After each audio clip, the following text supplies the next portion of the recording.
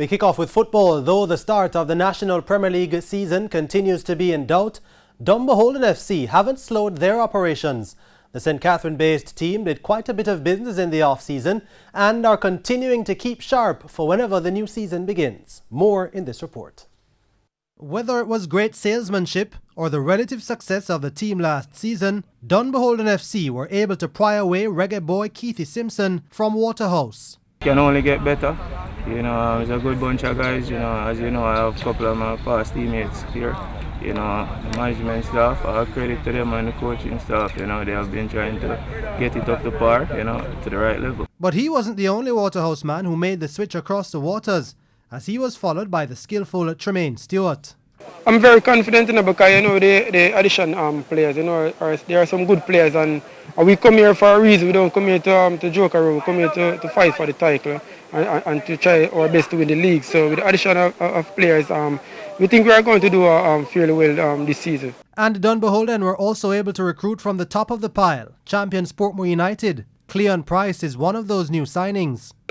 For me, well, it's personal because I want to score goals, and that's what I came here to do, to score goals, and that's what I'm looking forward to do.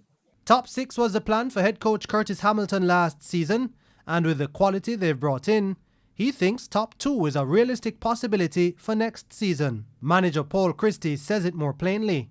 We are here to compete.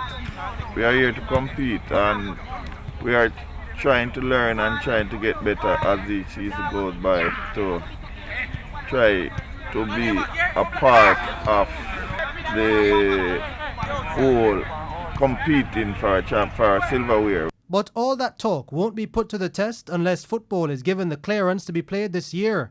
And if it were up to the fans, the red light should now turn to green. As soon as possible, because everybody hopefully look for this right now, because they don't know how the best team can keep it up in Jamaica right now, the football. As race go on, so it can go on. We can pick a stadium and we just stay beside each other apart or anything. When I start playing this season, yes, but really all over the world football I play, so why we can't have free one football? Yeah, so we don't like if you play, man, and make you play them their fitness, And fans should find out by the middle of this week whether the government will give the all clear for football to return, as TVJ Sports understands that a meeting between the key stakeholders is set to take place within the coming days.